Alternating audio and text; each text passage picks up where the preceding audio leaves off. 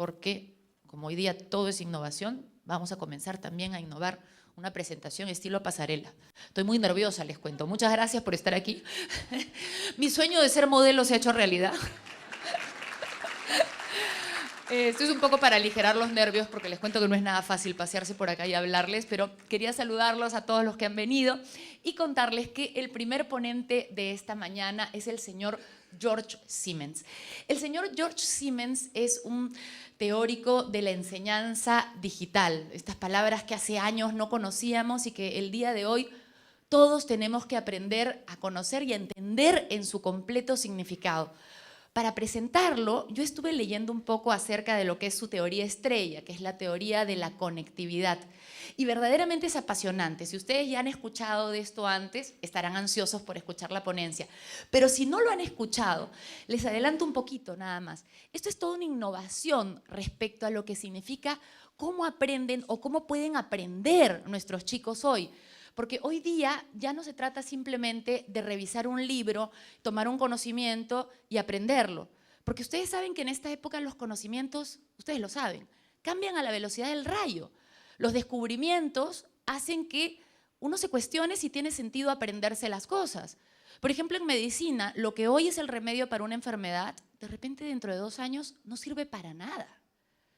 Entonces, los niños ya no tienen que memorizar datos. ¿Qué tienen que hacer nuestros niños? La teoría de la conectividad lo que va a desarrollar es cómo los niños van a encontrar estas fuentes a través de conexiones, conexiones con el mundo, conexiones con sus pares, aportando también a las comunidades educativas. El señor George Siemens ya llegó a la pasarela. ¿Cómo está? Muy buenos días. Yo lo dejo a usted, que es el experto, porque yo también tengo muchas ganas de saber cómo van a aprender nuestros niños en el futuro. George Siemens. Y eso sí, para que los señores no se tengan que quedar ahí todos quietecitos, vamos a pedirles que se pongan cómodos y dejamos el espacio para el señor Siemens. Muchas gracias. Buenos días. Tengo que disculparme porque no puedo dirigirme a ustedes en castellano, pero me he comprometido como resolución de Año Nuevo a empezar a tomar lecciones de castellano porque paso mucho tiempo en los países de habla castellana, los sistemas educativos de la actualidad, y realmente esto es una preocupación a nivel mundial, prácticamente en todos los países del mundo.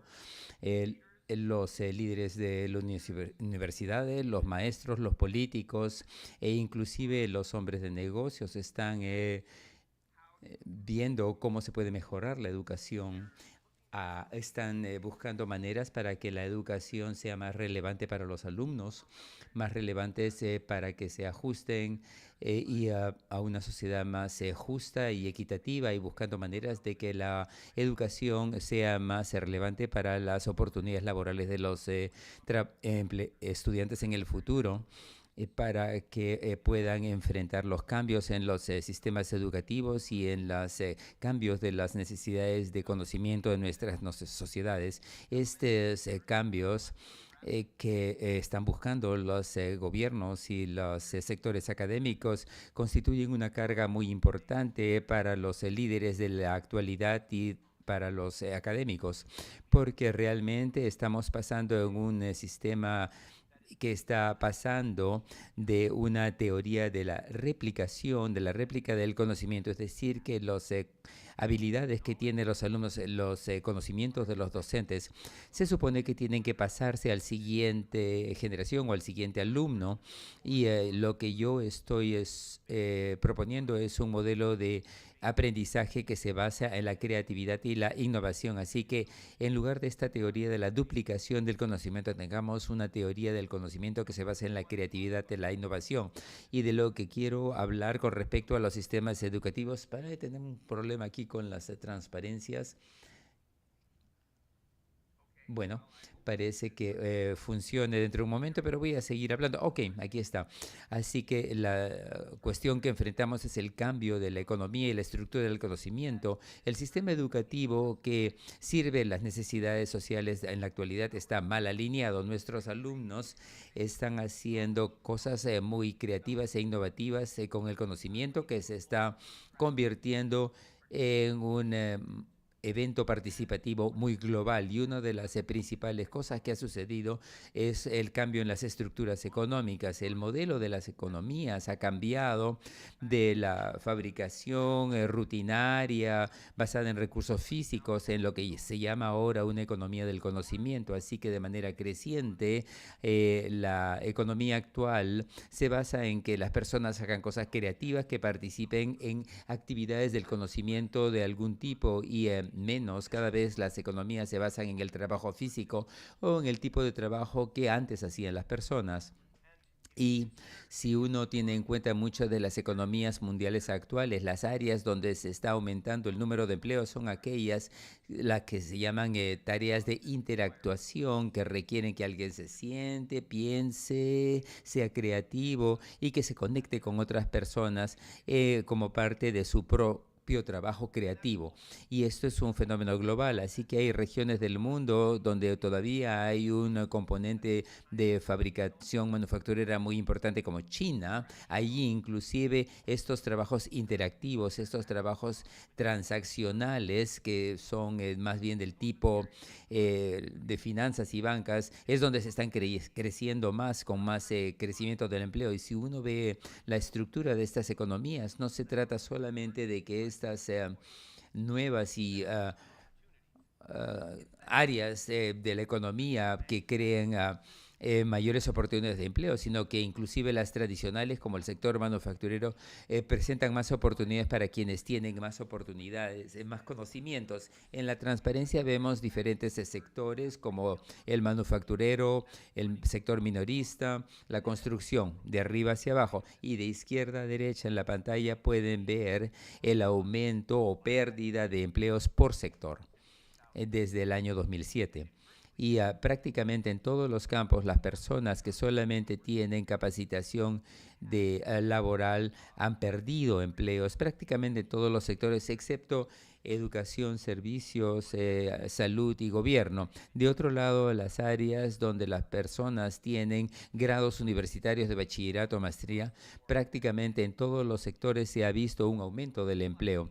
Así que lo que esta transparencia quiere decir es que aunque vemos una transición en la economía en la que las sociedades están pasando a una economía del conocimiento, incluso en los campos tradicionales, las personas tienen mejores oportunidades y empleo cuando están basadas en el conocimiento y como consecuencia enfrentamos un problema diferente en cada área diferente y es que la vida media del conocimiento, la vida de una disciplina se mantiene vigente, está disminuyendo, cada vez es más corto, así que vemos campos donde en algunas áreas la tecnología, la física, por ejemplo, la vida media del conocimiento, es decir, cuánto tiempo demora que la vida del conocimiento en este sector se convierte en obsoleta. Por ejemplo, cuando yo estaba creciendo, era alumno, se me dijo que Plutón era un planeta y hoy día ha sido reclasificado. Ya no se lo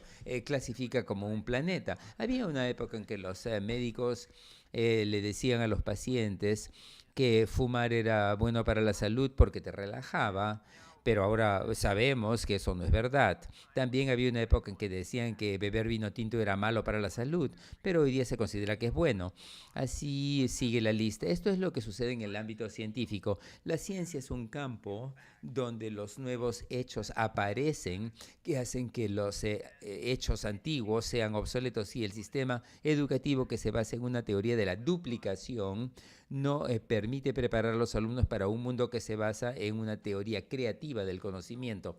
Así que cuando hablamos acerca desde el punto de vista del currículo, básicamente estamos pasando de un modelo donde los sistemas educativos y los tipos de cursos que enseñamos están creados por anticipado. Antes de que el alumno llegue al aula, ya hemos creado los libros de texto, los materiales y los recursos. Los alumnos llegan al aula, los ponemos en una línea de ensamblaje y hacemos que pasen por esta línea hasta su graduación. el currículum no está tan claramente definido en el modelo creativo, porque esperamos que los alumnos sean creativos, que sean partícipes de este tipo de proceso de conocimiento. Así que cuando empezamos a ver este fenómeno y este fenómeno de un panorama tan complejo, donde hay tantos retos complicados, en los que tenemos que tratar problemas como la brecha digital, la desigualdad que le da oportunidades de aprendizaje más a unos que a otros o para participar que a otros en esta estructura nueva de nuestra economía.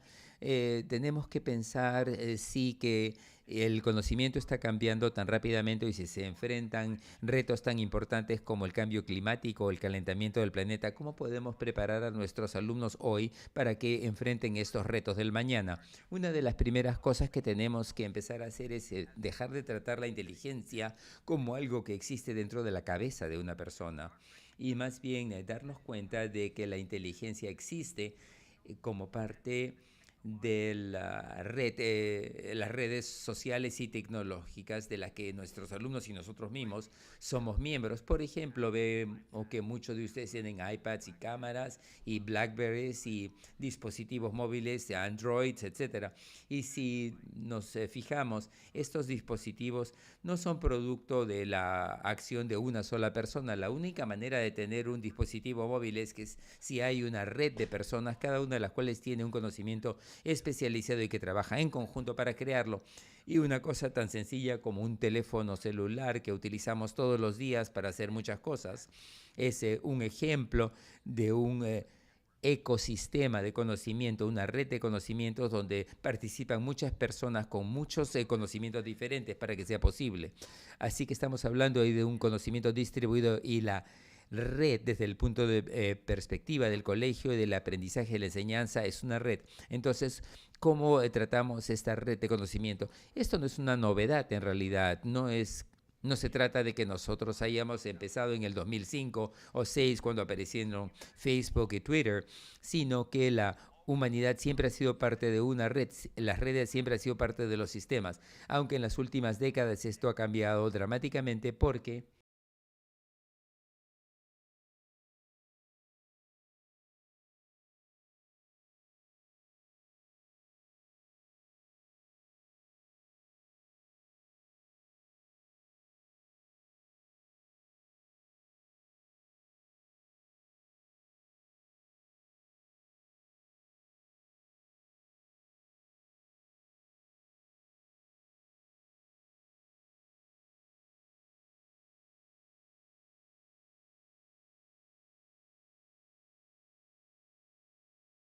que están respondiendo de diferentes maneras. Este es un ejemplo y no solamente se trata de las universidades, sino todo el sistema educativo. Por ejemplo, en los Estados Unidos había una universidad donde despidieron al rector porque consideraban que no estaba avanzando suficiente, porque consideraban que se estaba pasando por un periodo en que no podíamos cambiar por etapas, sino por saltos de una manera significativa. Y eso nos pone con este antecedente, esta es la razón, en este contexto de crecimiento rápido del conocimiento y la obsolescencia rápida del conocimiento, el hecho de que somos partícipes de estas grandes redes sociales y estas amplias redes, eso es lo que genera para nosotros la necesidad de reconceptualizar y lo que cuál va a ser el aspecto de la educación para nuestros niños en el futuro. El panorama tecnológico del que les estoy hablando, quisiera que lo veamos viendo que la solución para el problema de la educación no son las solamente tecnologías de comunicación e información, sino que hay muchos componentes a los que tenemos que prestar atención. Hay temas como la socialización, el respeto de nuestro patrimonio, las cuestiones de inclusividad, hay muchos aspectos de estos retos que plantea la educación que tenemos que tomar en cuenta. No se trata solamente de dar a cada alumno una laptop para que eso vaya a mejorar la educación.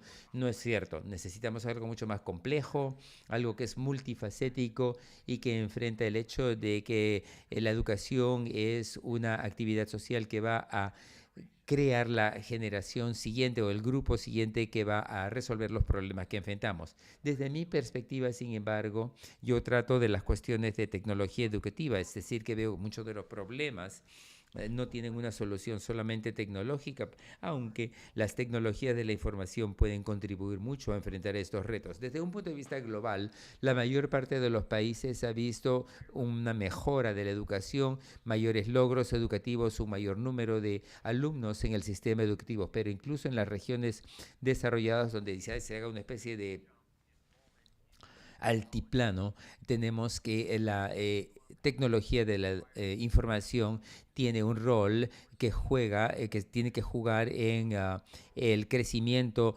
de la educación, que actualmente significa que está a un nivel de 35-45%, y se espera que este sistema actual esté creciendo en realidad como a 3 o 4%, así que se está prestando más atención cada vez a la tecnología en la educación y el aprendizaje vía Internet. Las empresas educativas, el sector privado están invirtiendo mucho también en esta tecnología porque ahí hay donde existen muchas oportunidades. Ahora, no todo esto es idealista porque hay muchos que consideran que la educación es como la última frontera para la globalización y por tanto hay mucha actividad comercial en este ámbito y esto crea preocupaciones, pero la realidad es que esto es lo que está sucediendo y como educadores tenemos que ser conscientes de estos cambios y reconocer que se trata de un ecosistema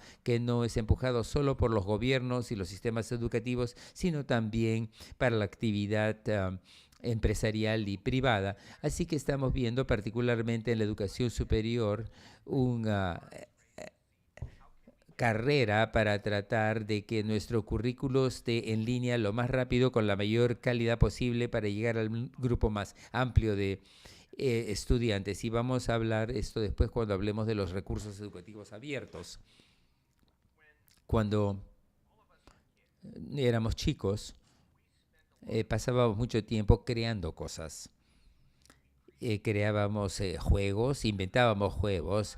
Un niño que está en el parque con un juguete y construía un castillo de arena y realmente estábamos creando y jugando en el límite del conocimiento que teníamos. Cuando llegamos al colegio, sin embargo, esta creatividad desaparece porque, como les dije, el sistema educativo se concentra en la duplicación del conocimiento del profesor, de las estructuras que reducen la capacidad del alumno para crear. Así que en lugar de ser individuos creadores, activos durante vida, perdemos nuestra originalidad, nuestra creatividad. Ya no participamos tanto como en el pasado. Y eso se ve en cosas como, por ejemplo, Maker Faire, que es un grupo que quiere responder a los retos de la educación, haciendo que los alumnos participen en crear cosas. Este es un ejemplo de un joven, Calvin, de Sierra Leona, y es un chico que ha estado recolectando elementos de reciclaje porque él no tiene acceso a muchos aparatos o dispositivos tecnológicos y con estos objetos de reciclaje, con un transistor, una batería, ha creado un transmisor. Él tiene 15 años y gracias a su creatividad ha tomado lo que para otros era un desecho y convertirlo en un elemento valioso que ha creado una oportunidad de aprendizaje para él y para otros. Maker Faire es un grupo que está tratando de enseñar a los alumnos y a las personas cómo ser creadores y no solo consumidores.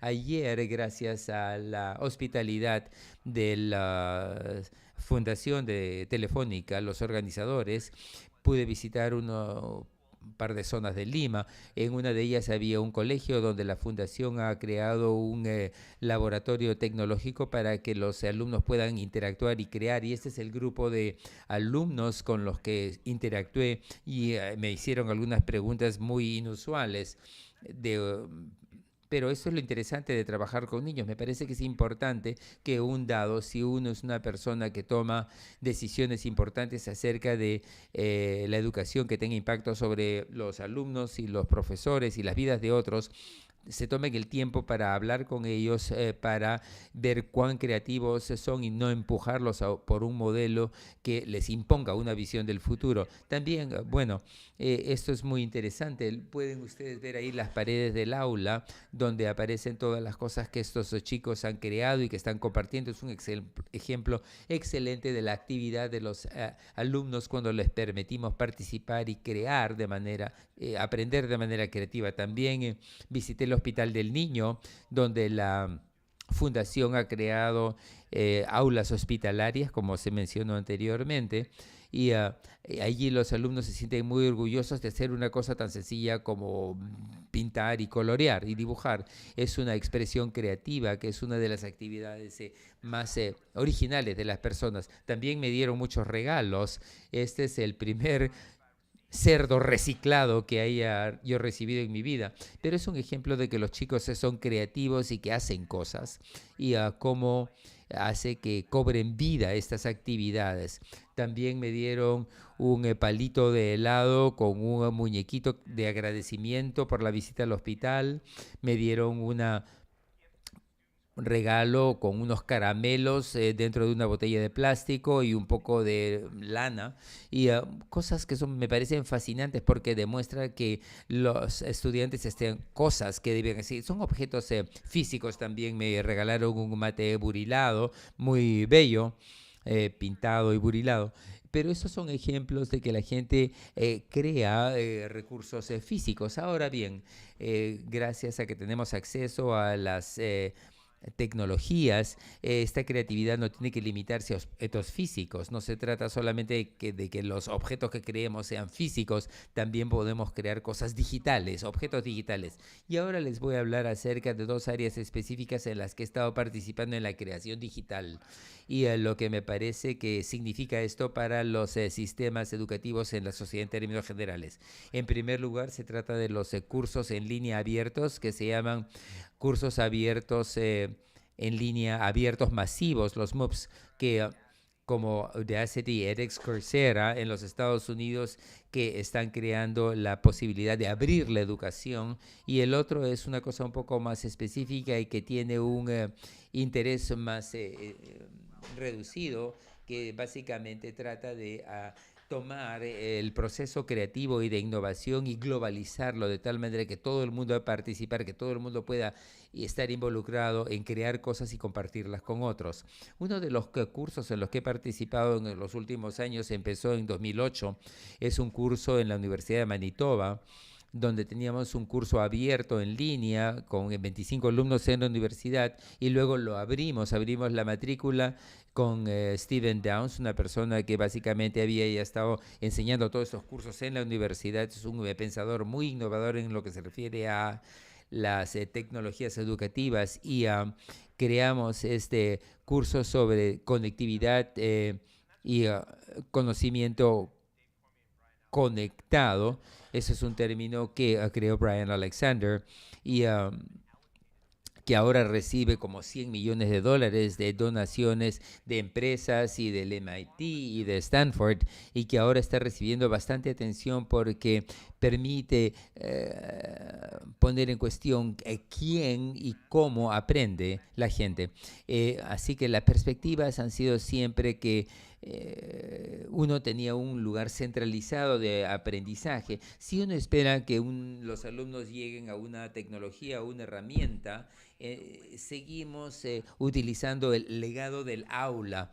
El aula es el sitio donde tienen que ir los alumnos, donde tienen que aprender. Nuestro objetivo más bien era decir que uno puede participar desde cualquier punto, mediante un blog, con un wiki, con Twitter, no importa dónde esté uno, o cuál...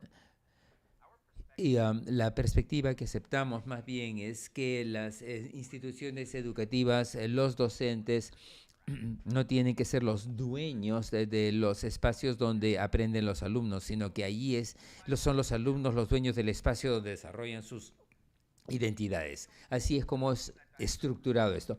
Como mencioné anteriormente, cuando uno planifica todo con anticipación para un curso, una clase, el alumno se supone que tiene que duplicar, es una actividad duplicativa. Nosotros más bien enfatizamos la creatividad para darle a los alumnos su propio lugar, sus propios espacios, y aplicamos las inteligencias para reunir los diferentes elementos. Así que no importa que sea un blog, que tengas un sistema de gestión de conocimiento, que participas en las redes sociales como Facebook o en Twitter. No importa qué tecnología o herramienta estés usando, no nos importa, porque es tu propio espacio, es tu propia identidad, y lo que estamos tratando de hacer más bien es encontrar una manera de reunir todos esos elementos de identidad con los que participas, todas sus contribuciones, y sumarlos, agregarlos en estos espacios. Y gracias a este software que recibió Steven, cada día, todos los días, cuando empieza la clase, uno recibe un correo electrónico que resume quién dijo qué, en qué blog, con qué herramientas y cuál fue el debate al respecto del tema del curso.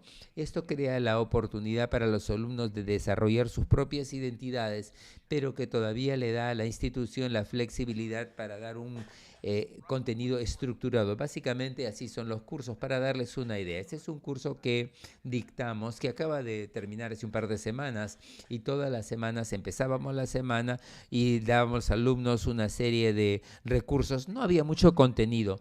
Creo que en el 2002 hice un curso en el que todo lo que hacía en el curso era que le decía a los alumnos, a un grupo de alumnos que eran básicamente profesores de la universidad, les dije que era un no curso. Cada semana simplemente les hacía una pregunta, y luego durante la semana discutíamos el tema, compartíamos recursos, criticábamos las diferentes opiniones, y al final de la semana yo escribía un artículo a partir de la discusión, y lo que estaba tratando de comunicarles es que aprender el currículum, aprender el contenido, no hay que hacerlo antes de que aparezca el alumno, sino que el currículum es parte de un proceso creativo. Así que en lugar de decirle que tienes que dominar este contenido, más bien la experiencia es la que crea el contenido. Empezábamos con algunas lecturas, con recursos de video, y luego básicamente compartíamos con los alumnos las ideas, y les pedíamos sus contribuciones. Pedíamos que algunos cuantos expertos a nivel mundial dieran sus opiniones, porque era una clase global, y gracias a Skype o Google Hangouts es posible hacer que participen los alumnos en los cursos, y cada día reuníamos todos los posteos individuales de todos los participantes de un día. Aquí vemos en la pantalla sus comentarios e ideas, y luego sumamos también, reuníamos quienes habían usado Twitter, y todo esto lo mandábamos a un correo diario que recibían los alumnos de lunes a viernes. También había la oportunidad de utilizar espacios centralizados. Es un concepto muy importante. Lo que yo he visto es que allí es donde el idealismo y el pragmatismo, el idealismo se encuentra con la realidad. De un lado teníamos que, si todo el mundo tenía que participar activa y abiertamente y libremente, veía que muchos alumnos no querían solo eso, sino que querían también tener un espacio centralizado, central, que sea una función de la necesidad de la gente que tiene que desarrollar habilidades para participar en las redes sociales, o solamente porque los alumnos tenía que respetarse los deseos de los alumnos. A medida que iba avanzando el curso, lo que me pareció más valioso de este proceso es que hay toda una creatividad que manifiestan los alumnos. Así que este curso que acabamos de terminar permitía que los alumnos presentasen sus artículos, sus redacciones. Y cuando vemos, por ejemplo, esta alcancía que ha hecho el alumno con un material reciclado, básicamente es lo mismo que este otro artículo digital que comparte el alumno con otros y que les permite ampliar y compartir sus conocimientos. Y otros alumnos al principio del curso les decíamos, crearon cosas diferentes, como por ejemplo este alumno creó este mapa mental sobre las diferentes maneras en que compartían conocimientos con otros participantes, y esto crea un artefacto. Es un artefacto que ella creó, que permitía que los otros compartiesen con ella y pudiesen ampliarlo y mejorarlo. Estos son los cursos abiertos en línea, que crean una oportunidad para generar innovación y creatividad en línea con alumnos que tienen la oportunidad de comunicarse globalmente para que la educación no sea un evento regional o local. Ahora bien, una de las preguntas que surge, porque hemos visto muchos sectores de la sociedad que han sido irrumpidos, perturbados por la tecnología, uno de los retos que aparecen es cómo podemos hacer investigación si estamos participando en estas economías digitales. Y uno de los ejemplos en los que he participado con un grupo de colegas es un laboratorio de investigación distribuido. Es un sistema básicamente en el que buscamos alumnos que estaban en las primeras etapas de sus programas doctorales, que todavía no habían terminado sus estudios de investigación doctoral, para que se conecten a nivel global con expertos mediante un proceso de investigación accesible a otros por Internet. Así que buscamos 5 claves o pistas de investigación y buscamos los estudiantes a nivel doctoral de todo el mundo y los pusimos en contacto con los expertos a nivel mundial sobre estos temas para que los alumnos pudiesen interconectarse a nivel global, y lo más importante es que tenían la posibilidad de crear una huella doble. Una de las cosas que estoy enseñando ahora en la Universidad de Tabasco es esta apertura de la educación, y una de las actividades que hacen los alumnos es buscar unos cuantos profesores universitarios, catedráticos, y haces una búsqueda de estos trabajos académicos en Google y haces luego una búsqueda de Google general. Tal vez así no tengan que enfrentar el problema de que me pasó ayer, que yo parecía no ser la persona real que habían encontrado en la web, en Internet. Entonces, por un lado, estos alumnos encontraron el perfil en Google de investigación, de research, mientras que en la otra búsqueda veían el perfil general para el público común y corriente, y vemos estos dos componentes, y esto es lo que estamos tratando de hacer con los alumnos. Hay los alumnos que crean esta huella digital para que lo puedan ver las personas común y corriente, y también las búsquedas de trabajo más bien académico de investigación, y esto es lo que nos ha llevado a desarrollar trabajo de analítica, que es un trabajo que vamos a continuar en la Universidad de Stanford el próximo año. Tenemos todos estos alumnos en línea, pero que también van a reunirse físicamente para debatir temas, y cada mes hay una presentación en línea sobre maneras de hacer presentaciones públicas para que cualquier persona que esté interesada en el tema pueda participar. Pero también tenemos una serie de reuniones más privadas, como tendríamos en un laboratorio de investigación. Tenemos ahí alumnos que comparten sus metodologías e investigaciones, reciben retroalimentación de otros catedráticos y otros alumnos.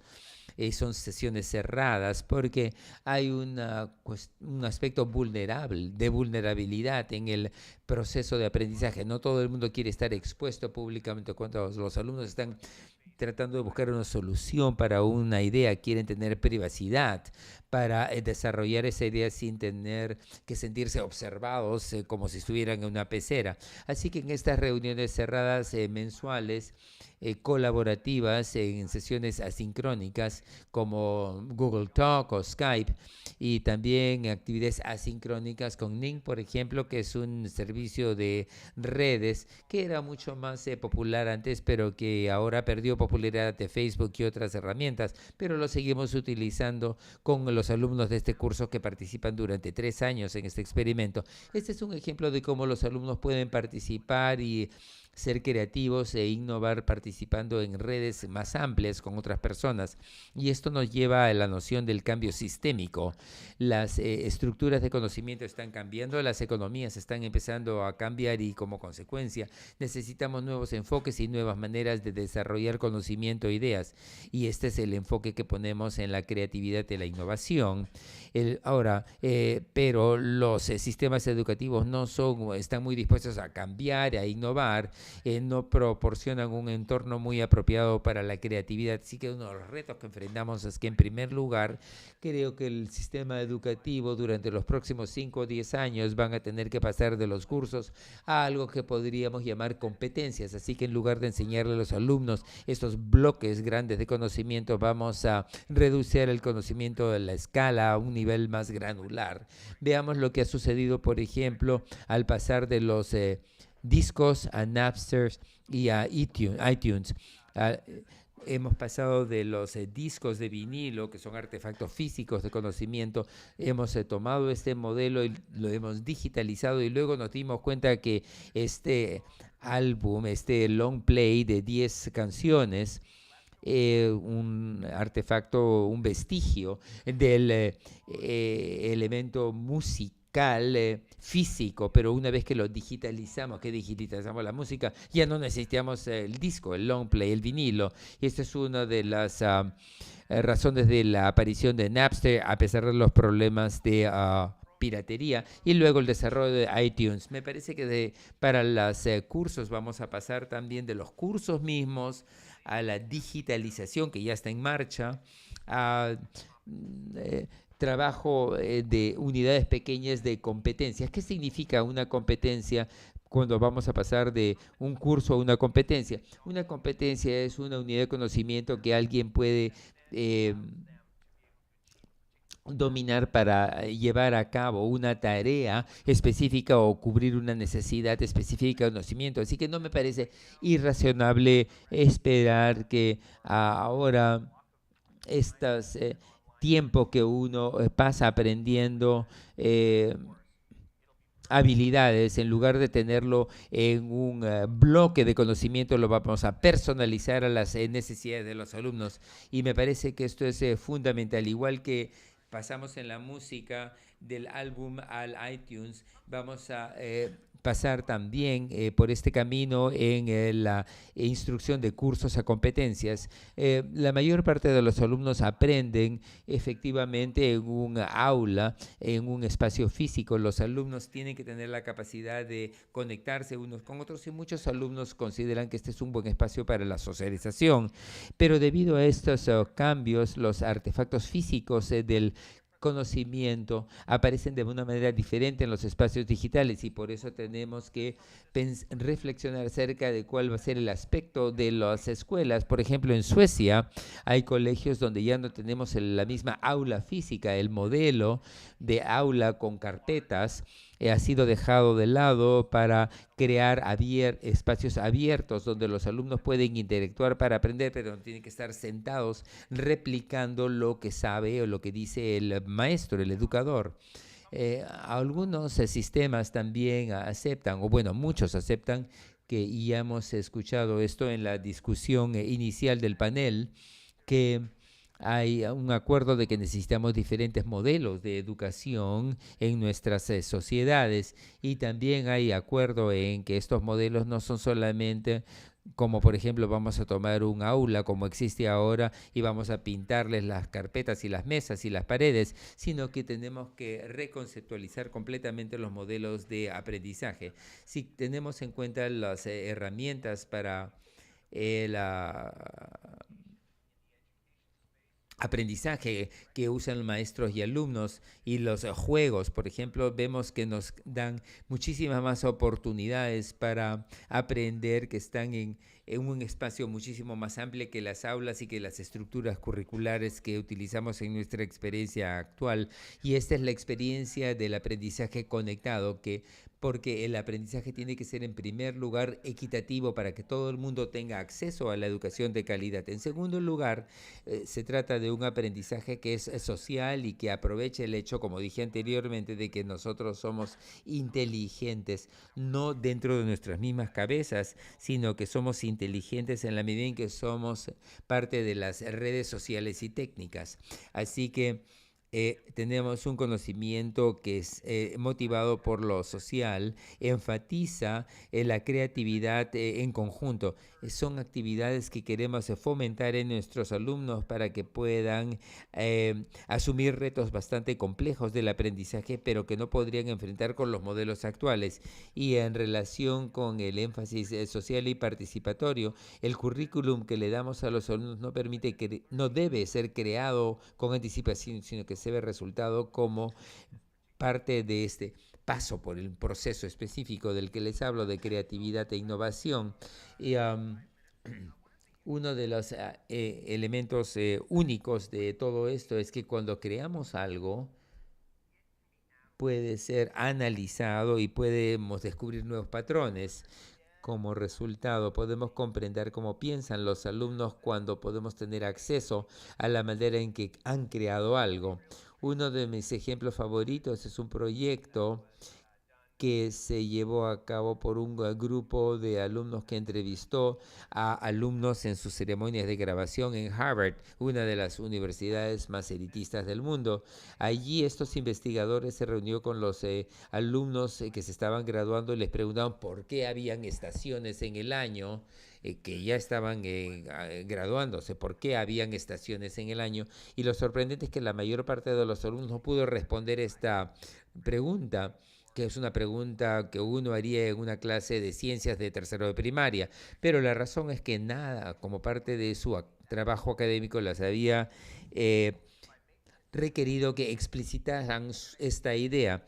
Explicitarlo para mí quiere decir en este caso convertirle en un artefacto que le permita al maestro darse cuenta de que ha entendido el concepto o que no lo ha entendido y hay que hacer las cosas de otra manera. Así que uno de los beneficios de estas tecnologías que estamos introduciendo actualmente en nuestras clases es que nos permite crear un rastro. Cada vez que hacemos algo con una tecnología, dejamos un rastro digital que otra persona puede analizar y entender. Esta es la noción de entender la analítica del conocimiento. Por ejemplo, esta mañana, cuando vinieron aquí a la conferencia, de repente pasaron por el cajero para sacar plata o en una cafetería para tomarse un café, ¿qué pasa? Pagaron con su tarjeta de crédito o la gente aquí ha estado tomando fotos y esto ha dejado un rastro digital. Tal vez han estado utilizando el Twitter. Así que todos estos rastros crean una memoria del día cotidiana. La dificultad con esta memoria cotidiana es que no podemos tener acceso fácil a ella porque no tenemos las herramientas analíticas que nos permitan comprender qué es lo que ha sucedido. Y este es un elemento importante también porque si queremos que estos recursos estén a disposición de todos para ver estas redes digitales, requerimos un contenido, un sistema digital que nos permita compararlo con lo que nosotros queremos que aprendan los alumnos. Tenemos aquí un ejemplo del curso que mencioné anteriormente. Este es curso abierto en línea. Tenemos a Martin Hodgson, un colega del Reino Unido que tiene estos enfoques analíticos. En un curso normal creamos el contenido y luego entran los alumnos. En este modelo creativo tenemos basado en competencias que es más granular y los alumnos van trabajando con el contenido. Esto nos permite comprender si están logrando ciertos objetivos y competencias. Veamos otro ejemplo para que quede claro. ¿Cuántos de ustedes recuerdan Yahoo, la herramienta de búsqueda de fines de los 90, principios de los 2000? ¿Recuerdan el Yahoo, el buscador Yahoo? En esta época lo habían organizado mediante enlaces con links que nos llevaban a categorías. Entonces, si uno quería buscar un auto en Yahoo, no buscaba auto, sino iba a la sección auto y esto hacíamos un clic y esto es un ejemplo de un artefacto físico que era la biblioteca, que era replicado con la tecnología. Igual que en la biblioteca los libros están clasificados en secciones, Yahoo tomaba los contenidos y los ponía en secciones de la página web, pero entonces apareció Google porque concebían que el conocimiento digital era diferente del conocimiento físico. Y en Google dijeron, no tenemos que utilizar la inteligencia del principio, es decir, estructuras organizadas. No tenemos que hacerlo desde el principio, sino que podemos aplicar la inteligencia en el punto de búsqueda mismo. Y así es como ahí es donde obtenemos la información y conocimiento que necesitamos. Y esto es la perspectiva de la analítica. En este curso tenemos alumnos que comparten sus resultados o sus posts en los blogs o sus comentarios en general.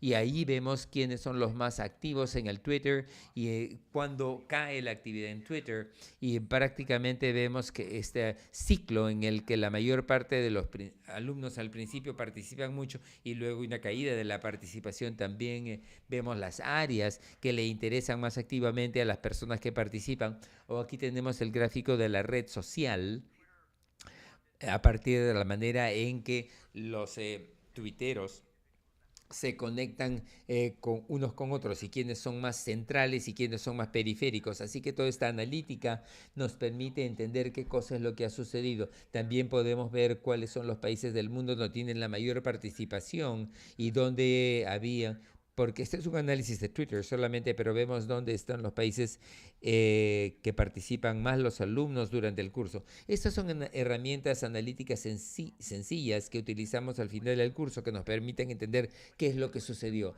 Porque si reunimos a todo el mundo en un salón, a los alumnos en un salón, cuando termina la clase y el conocimiento, el contenido se dispersa y la interacción se dispersa, entonces ya no tenemos la misma oportunidad de comprender qué es lo que está sucediendo. Así que tenemos que utilizar técnicas de analítica para entender mejor lo que está sucediendo. Así que en último término, la pregunta sería ¿por qué todo esto es importante? Y como he mencionado, cuando no imponemos un contenido estructurado desde el principio, porque es demasiado controlado y muy estricto, esto nos lleva a reducir las oportunidades de creación e innovación. Cuando dejamos de frustrar esta oportunidad de crear e innovar, aún así necesitamos ver qué cosa es lo que están logrando los alumnos como parte de su participación en el curso. Como dije antes, al pasar de este modelo de aprendizaje preconcebido a un modelo dinámico donde los alumnos participan activamente. Así que como